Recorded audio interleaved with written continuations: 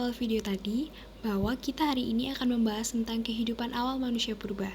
Mulai dari cara bertahan hidupnya, di mana tempat tinggalnya, dan masih banyak lagi. Yuk, kita simak videonya agar kita mengerti. Hal yang akan dibahas tentang kehidupan awal manusia purba ada 3, yaitu masa berburu dan mengumpulkan makanan, masa bercocok tanam, dan masa perundagian. Yang pertama, masa berburu dan mengumpulkan makanan. Kehidupan masyarakat berburu dan mengumpulkan makanan ini sangatlah sederhana. Kehidupan mereka tak ubah seperti kelompok hewan karena bergantung pada apa yang disediakan oleh alam. Pada masa ini, manusia hidup di alam bebas seperti di hutan, tepi-tepi sungai, goa, dan lembah. Keadaan berburu mereka pun masih belum stabil dan sangat liar. Pada masa ini, mereka cenderung berjalan menyusuri tepi-tepi pantai, dan pada masa selanjutnya lah baru mereka menciptakan perahu. Pada masa ini sering disebut juga dengan masa food gathering. Food gathering merupakan masa di mana manusia purba mempertahankan hidupnya dengan mengumpulkan makanan, berburu, dan belum mengenal bercocok tanam.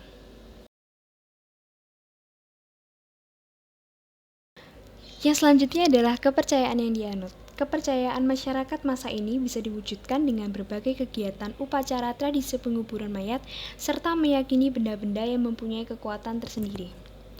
Masyarakat pada masa ini mempercayai 3 kepercayaan, yaitu animisme, dinamisme, dan totemisme.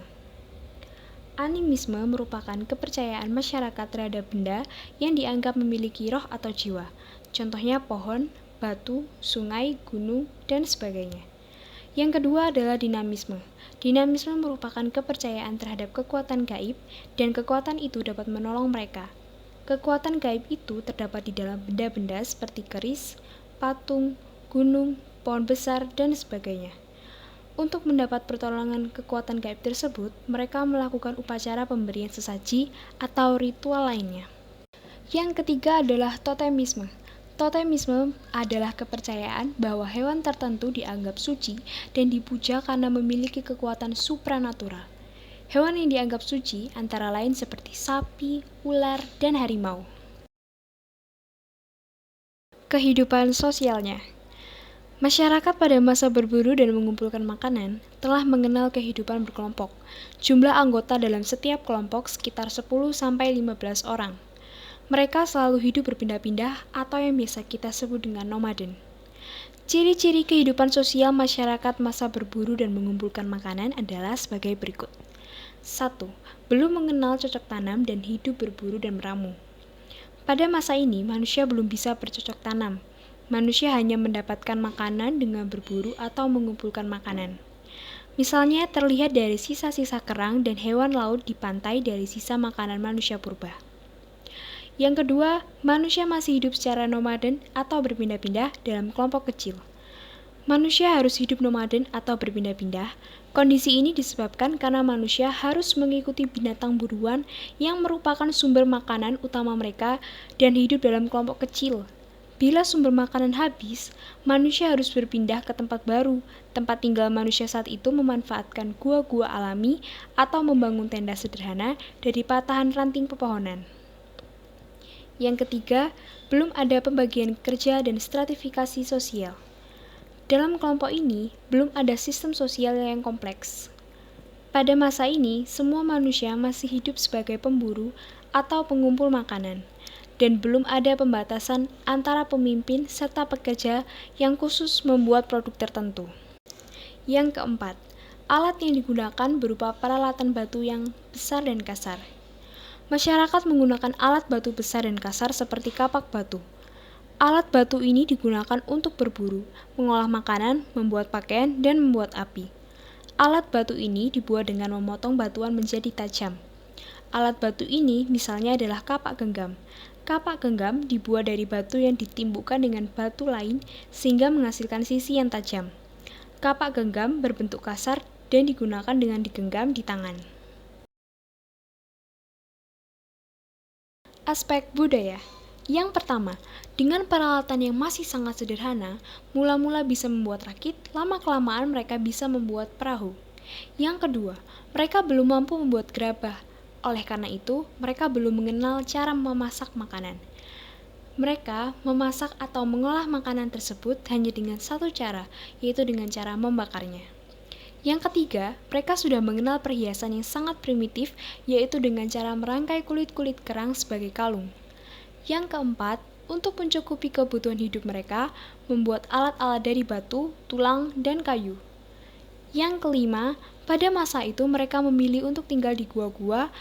Dari tempat tersebut ditemukan peninggalan berupa alat-alat kehidupan yang digunakan pada masa itu, seperti kapak perimbas, kapak penetak, kapak genggam, pahat genggam, alat serpih, dan alat-alat dari tulang.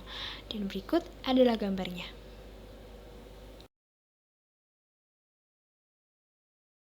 Yang terakhir, aspek ekonomi dan teknologi.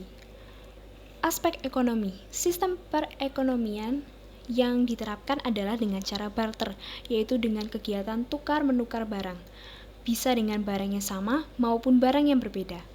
Jumlah anggota kelompok yang masih sedikit menjadikan mereka dapat dengan mudah memenuhi sebagian besar kebutuhan hidupnya dari alam bebas. Yang kedua, aspek teknologi. Mereka memanfaatkan waktu dengan menciptakan teknologi baru dengan memakai teknik seperti teknik tangan, teknik pukulan, teknik goresan, roda berputar, serta teknik tatap batu. Semua teknik itu digunakan untuk mereka membuat alat-alat dari batu. Kehidupan awal manusia purba bagian kedua, yaitu masa bercocok tanam. Pada awalnya, masyarakat mengenal bercocok tanam dengan sistem huma atau ladang.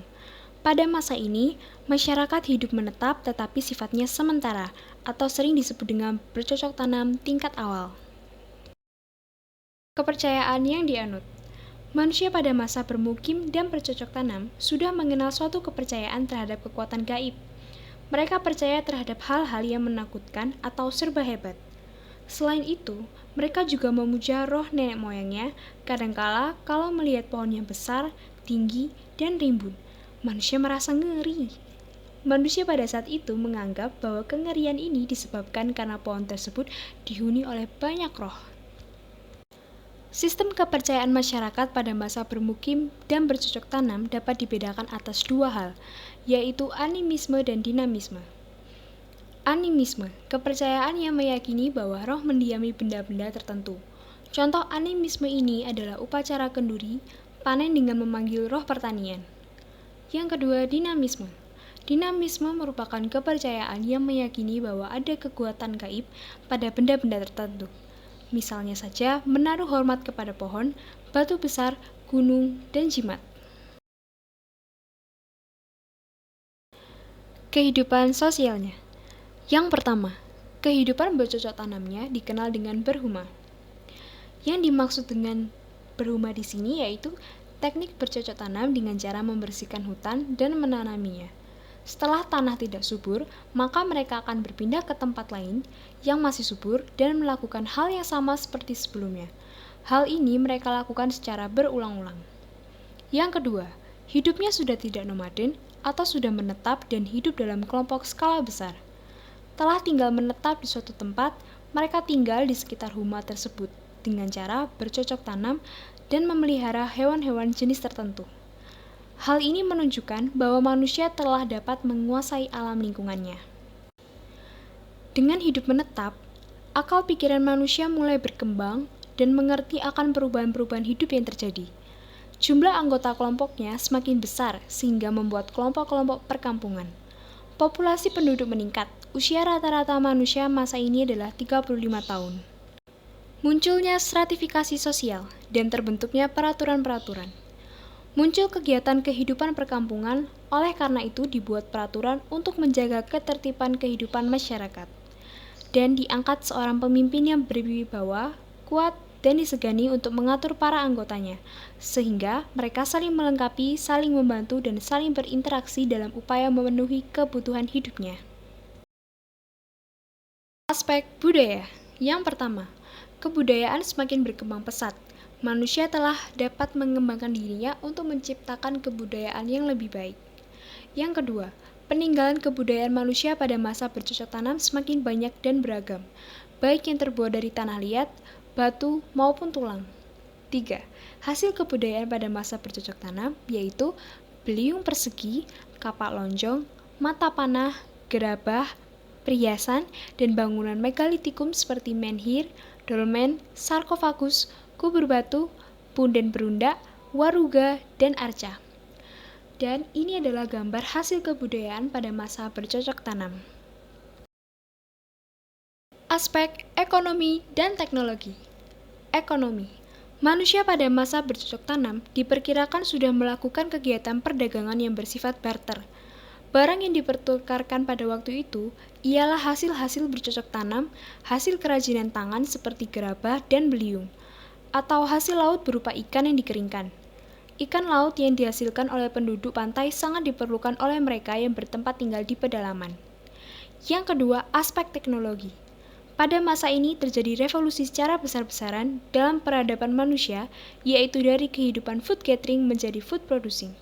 Food producing adalah manusia purba mulai belajar bercocok tanam sehingga selain berburu, mereka sudah ada cara lain untuk memperoleh makanan. Sehingga terjadi perubahan yang sangat mendalam dan meluas dalam seluruh penghidupan umat manusia. Yang terakhir, kehidupan awal manusia purba bagian ketiga, yaitu masa perundagian. Masa perundagian memiliki peran penting dalam perkembangan sejarah di Indonesia. Hal ini dikarenakan pada masa ini hubungan antar daerah-daerah di sekitar kepulauan Indonesia sudah terjalin. Masa perundagian ditandai dengan adanya keterampilan untuk membuat alat-alat dari bahan logam. Kehidupan masyarakat pada masa ini makmur dan teratur. Kemakmuran masyarakat dapat dilihat dari telah berkembangnya teknik pertanian. Hal ini mengakibatkan sektor pertanian mengalami perkembangan yang pesat dan berdampak pada kemajuan perekonomian. Kemajuan perekonomian ditandai dengan berkembangnya pertanian dan perdagangan. Pada masa perundagian, pola kehidupan perkampungan atau desa-desa mengalami perkembangan semakin besar, karena mulai bersatunya beberapa kampung. Kemunculan perkampungan besar ini disebabkan oleh karena semakin tinggi kegiatan perdagangan antara perkampungan dalam bentuk barter atau tukar-menukar barang. Jenis barang yang diperdagangkan pun semakin beraneka ragam karena perdagangan telah mencakup wilayah yang luas mencakup Asia Tenggara. Kepercayaan yang dianut. Kepercayaan masyarakat pada masa perundagian merupakan kelanjutan dari masa bercocok tanam. Jenis kepercayaannya ada dua, yaitu animisme dan dinamisme. Yang pertama, animisme. Animisme mempunyai anggapan bahwa suatu benda memiliki kekuatan supranatural dalam bentuk roh. Roh ini bisa dipanggil dan diminta pertolongan pada saat diperlukan. Mereka percaya akan hal-hal gaib atau kekuatan hebat, dengan cara berdoa dengan mantra dan memberi sesajen atau persembahan. Yang kedua, dinamisme. Kepercayaan dinamisme ini perpanjangan dari animisme. Roh atau makhluk halus yang diyakini berasal dari jiwa manusia yang meninggal, kemudian mendiami berbagai tempat, misalnya hutan belantara, lautan luas, gua-gua, sumur dalam, sumber mata air, persimpangan jalan, pohon besar, batu-batu besar, dan lain-lain. Kehidupan sosialnya. Yang pertama, jumlah penduduk semakin bertambah. Kepadatan penduduk bertambah, pertanian dan peternakan semakin maju, mereka memiliki pengalaman dalam bertani dan beternak, mereka mengenal cara bercocok tanam yang sederhana. Yang kedua, mulai dapat memperkirakan serta memiliki pengetahuan. Mereka memiliki pengetahuan tentang gejala alam dan musim. Mereka mulai dapat memperkirakan peristiwa alam dan memperhitungkan musim tanam dan musim panen. Dengan diterapkan sistem persawahan, maka pembagian waktu dan kerja semakin diketatkan. Adanya stratifikasi sosial dan kehidupannya semakin teratur. Dalam masyarakat muncul golongan undagi. Mereka merupakan golongan yang terampil untuk melakukan pekerjaan seperti pembuatan rumah kayu, gerobak, maupun benda logam. Pertanian tetap menjadi usaha utama masyarakat. Dari segi sosial, kehidupan masyarakat zaman ini semakin teratur. Yang keempat, adanya pembagian kerja. Pembagian kerja semakin kompleks, di mana perempuan tidak hanya bekerja di rumah, tetapi juga berdagang di pasar. Aspek budaya. Masyarakat zaman ini telah menunjukkan tingkat budaya yang tinggi terlihat dari berbagai bentuk benda seni dan upacara yang ditemukan menunjukkan keterampilan masyarakat perundagian yang tinggi. Yang kedua, zaman ini ditandai dengan pesatnya kemampuan membuat alat-alat akibat perkembangan teknologi. Mereka menemukan teknologi peleburan biji logam. Oleh karena itu, semakin banyak manusia yang menggunakan logam untuk memenuhi perkakas hidupnya. Yang ketiga, pada zaman perunggu, orang dapat memperoleh jenis logam yang lebih keras daripada tembaga, sebab perunggu merupakan logam campuran dari tembaga dan timah. Sehingga dapat dikatakan bahwa kebudayaan manusia pada zaman ini jauh lebih tinggi. Terbukti masyarakatnya sudah mengenal teknologi peleburan dan pencampuran logam. Yang keempat, pada zaman besi, manusia telah menemukan logam yang jauh lebih keras lagi, di mana harus dileburkan pada titik lebur yang cukup tinggi. Sehingga alat-alat pada zaman ini telah lebih sempurna daripada sebelumnya. Kemampuan membuat benda-benda jauh lebih tinggi tingkatannya dibandingkan dengan masa sebelumnya. Teknologi peleburan logam yang digunakan adalah dengan sistem pemanasan, pencetakan logam, pencampuran logam, dan penempaan logam. Pada zaman perundagian, peralatan gerabah masih ditemukan dengan teknologi yang semakin maju. Hal ini menunjukkan bahwa peranan alat-alat dari gerabah tersebut tidak dapat digantikan dengan mudah oleh alat-alat dari logam. Dan berikut adalah hasil kebudayaan pada masa perundagian. Hasil-hasil peninggalan kebudayaannya antara lain nakara, mongko, kapak perunggu, bejana perunggu, arca perunggu, dan perhiasan. Nakara perunggu berfungsi sebagai pelengkap upacara untuk memohon turun hujan dan sebagai kendaraan perang. Banyak ditemukan di Bali, Nusa Tenggara, Maluku, Selayar, dan Papua. Bejana perunggu, bentuknya mirip gitar Spanyol tanpa tangkai, ditemukan di Madura dan Sulawesi. Arca perunggu, berbentuk orang yang sedang menari, menaiki kuda atau memegang busur panah, ditemukan di Bangkinang, Riau, Lumajang, Bogor, dan Palembang. Perhiasan dan manik-manik, ada yang terbuat dari perunggu, emas, dan besi, berbentuk gelang tangan, gelang kaki, cincin, kalung, bandul, banyak ditemukan di Bogor, Bali, dan Malang. Sedangkan manik-manik banyak ditemukan di Sangiran, Pasemah, Gilimanuk, Bogor, Besuki, Bone, yang berfungsi sebagai bekal kubur, bentuknya ada yang silinder, bulat, segi enam, atau oval. Aspek ekonomi. Yang pertama, pada zaman ini sudah dapat mengenal sistem pembagian kerja.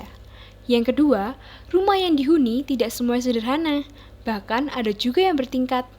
Yang ketiga, kegiatan ekonomi sudah maju dan berkembang, dimulai dari bidang perikanan, pertanian, kerajinan tangan, dan lainnya. Dari sinilah mereka memulai kegiatan jual beli atau berdagang. Yang keempat, tatanan penduduk lebih tertata, rapi, tertib, dan terpimpin. Yang kelima, sistem pada masyarakat ini sudah teratur pada masa ini. Disinilah awal mula aturan tata tertib dan norma dimulai. Yang keenam, masyarakat pada masa ini memiliki ketertarikan berburu dan mengandalkan makanan dari alam. Setelah alamnya berkurang, mereka akhirnya memilih untuk bercocok tanam dan membuat sawah. Dan yang terakhir, di zaman ini sudah dapat ditemukan alat sawah seperti pisau dan bajak sawah. Aspek teknologi. Perkembangan teknologi di Indonesia dimulai khususnya pada masa perundagian atau zaman logam. Diawali dengan kepandaian menuang logam. Untuk melebur logam dan menjadikan suatu alat diperlukan cara-cara khusus yang belum dikenal sebelumnya. Dan zaman logam dibagi menjadi 3 zaman, yaitu zaman tembaga. Di Indonesia tidak mengalami zaman tembaga karena tidak ditemukan hasil kebudayaan atau peninggalan dari zaman tembaga tersebut di Indonesia. Yang kedua, zaman perunggu. Zaman perunggu adalah zaman ketika manusia telah mampu membuat peralatan berbahan perunggu yang berupa campuran tembaga dan timah putih. Contohnya nakara, kapak perunggu, bejana perunggu, dan arca perunggu. Yang ketiga, zaman besi. Zaman besi adalah zaman ketika manusia telah mampu melebur biji besi dan membentuknya menjadi berbagai macam alat untuk mendukung keperluan hidupnya, yaitu kapak, sabit, dan cangkul. Aspek teknologi bagian kedua. Pada zaman perundagian ini, terdapat dua macam teknik pembuatan benda perunggu, yang disebut dengan teknik dua setangkup atau bivalve dan teknik cetakan lilin atau acire per due. Teknik bivalve adalah teknik mencetak benda perunggu yang menggunakan dua buah cetakan yang dapat saling ditangkupkan. Bentuk cetakan dibuat sesuai dengan bentuk benda yang akan dibuat. Keuntungan dari teknik mencetak ini adalah bahwa cetakan benda yang diinginkan dapat dibuat berulang kali. Yang kedua adalah teknik acire per due. Teknik acire per due adalah teknik cetakan yang bentuk benda yang dikehendaki dibuat terlebih dahulu dari lilin. Kemudian lilin itu dilapisi dengan tanah liat. Lilin yang telah dilapisi tanah liat tersebut lalu dipanaskan. Kelemahan teknik ini adalah cetakan hanya dapat dipergunakan sekali saja. Dan ini adalah gambar dari contoh teknik bivalve dan teknik acire per due.